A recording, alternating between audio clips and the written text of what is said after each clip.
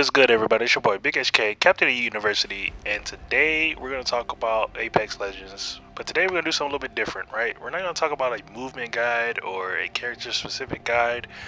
We're going to talk about 3 specific legends in the comp, and we're going to talk about the advantages and kind of disadvantages they have when playing in this comp together.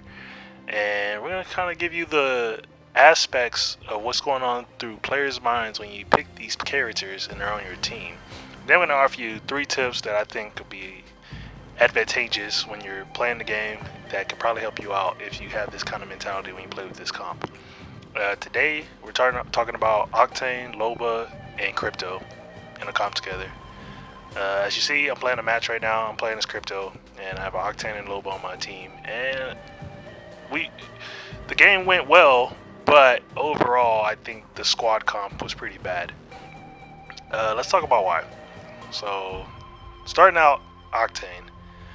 Now, Octane, I've seen a lot of tier lists, probably about 20 videos I've watched now, and currently in Season 5, they're saying that Octane is the worst legend right now. And I'm pretty sure, a lot of people who've been playing Apex for a while, have been playing since Season 0, you know why Octane's the lowest. Like, Octane has a tactical ability that hurts himself just to get 30% movement speed, which isn't that useful. I mean, Bangalore gets that without even, getting hurt. She just has to be aimed at and she'll fucking run faster. Like, the reality is, like, Octane, like, I'm not shitting on Octane players. Like, overall, Apex is a game about your aim and DPS with whatever weapon you use. So as long as you can aim and you pick the right weapons, like, you can dominate a game with any character.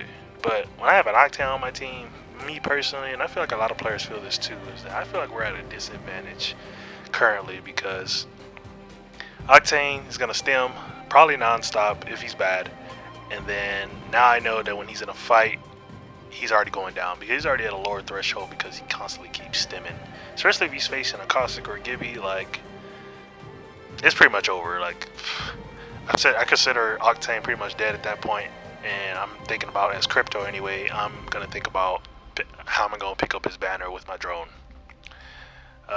His jump pad isn't really that useful either. Like, I mean, sure, it can get you to some high places on like roofs of buildings and stuff like that, but reality is nobody's really using an Octane jump pad. I think the best that the Octane jump pad is good for is blocking doors, and that's about it.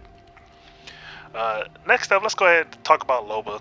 Now, I think Loba is probably the most successful release character to come out in a while. And what I mean by that is that I'm saying, like, she wasn't overhyped, but nor is she underrated.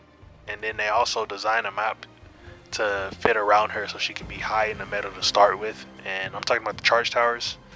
So I think that's really good for Loba starting out in this new season. So as a player, when I see a Loba on my team, I'm not thinking too negative. I'm like, okay, this Loba, she can find this high tier loot. The worst case scenario is that, Loba is loot hoarding and she's not really helping the team. So, if I ping I need an extendo mag or I need, a sight or something like that, and she's not finding me an epic or higher, loot for that equipment that I need. Or if she already has like a level 2 and maybe she already has a level 3 and she sees another level 3. I think that's a better example. So she has a level 3 for something and she already finds another level 3, and I've been pinging I needed something and she chooses not to ping it for me, let me know that it's in the area, then that's pretty bad on Loba's part, right? She's not being a team player. She's not helping me out. Her teleport's pretty cool. I honestly think it's not really used for offensive engagements. It's more or less used for covering long distances on the map and then also escaping. And plus, she's the first legend to be able to teleport in places that no other legend can get to. I saw Loba go in containment and teleport inside of one of those locked cages. I thought that was pretty cool. She managed to hide in there and, get my banners, and we ended up winning that game we played earlier. But yeah, so I don't feel too bad about Loba. I feel like she's just like in the balance of being in the middle for this meta, and the charge towers really help out with that. So next up, we got Krypto. Krypto, I think, is the highest rated character in this comp, but he does have a high learning gap, right? A lot of players like to sit around this drone, what we call drone sitting, and they spend majority of the game in the drone, vice being in the fights with their teammates. And that's like the worst case scenario with Crypto though, is that, you know, if he sits, your character Crypto sits on the drone nonstop, then, you know, it's gonna be a bad game because he's not doing damage, he's not in a fight. The most he's doing for himself is getting assists if he scans somebody that goes down, right? But I think reality is that if you have a good Crypto on your team, he's pinging banners, letting you know how many squads are in the area. If he ends up scanning people and launching an EMP, if your Loba and your Octane are smart, they'll follow the drone, watch the EMP go off, and as soon as the EMP goes off and the enemy is slowed, they are already shooting that enemy. If not shooting beforehand while the EMP is going off, so they can distract them from the drone, so let them take that damage from the drone. But that's about it, what I have to say about the legends themselves. Now here we're going to talk about 3 tips that I think will help you.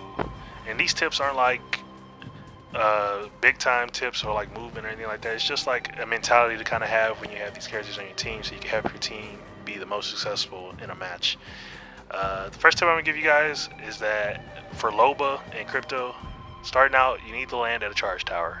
Like, landing at a charge tower early game with a Loba is, I think, essential to starting the game right. Because you charge your ultimate, she drops a boutique, and the boutique isn't really like, it's not just about being able to get loot from her station right then and there. It's more or less about information. It's about knowing what kind of loot is in the area. So right from the get-go, you can drop the boutique, pick up a gun, pick up a shield. You can go pick up ammo along the way, or you can pick up a gun and pick up ammo and then pick up a shield along the way. The point is, you get your basic necessities early and you get into a fight quicker. And then Crypto already has his EMP, so if you get into a large engagement or you end up fighting a team with higher shields than you, he can go ahead and do 50 damage to it, and then you guys can clean up shop. Next tip I'm going to give you guys is for Octane. So teammates, when you have an Octane on your team, give Octane the highest shield you got in the current area. The reason I say that is because, you know, Octane is losing health every time he uses tactical. And to be honest, currently right now, I think Octane is better used as sniper bait or bait in general.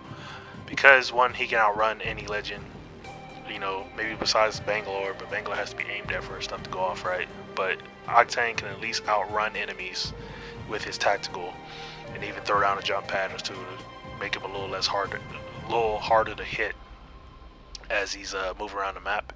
So I think for higher success for the team, just go ahead and give him the highest shield you got. I understand that most of you players, especially if you know your aim is better or you got decent aim, like, go ahead and give Octane that shield so that way he can survive a little bit longer in fights. I think that I do him just nicely.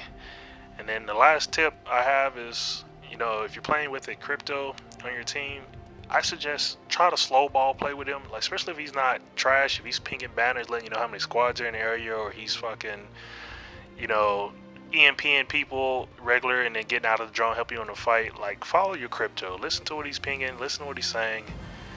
He's telling you the enemies, if he's scanning enemies and he's pinging them hard, and he starts with an EMP, Loba, Octane, go ahead and follow the EMP. Go ahead and be right there putting on damage as soon as the EMP goes off. And then Cryptos, you know, don't linger in your drone. As soon as you launch the EMP, if your teammates are already engaging and they're distracting them from your drone, drop out of that drone before the EMP drops, so you can be in the fight by the time the EMP goes off, right? Just remember not to go too far. Don't have your drone going like 200 meters across the map and you're still sitting somewhere where your teammates are already engaging. Help them out. And I think that's it. I think that's all I gotta say for this video. If you guys think this is helpful, or you want me to make more videos like this with other comps, or have suggestions, you know, leave a like, leave a comment, subscribe if you haven't subscribed already. And I also stream on Twitch now, so Yeet University on Twitch.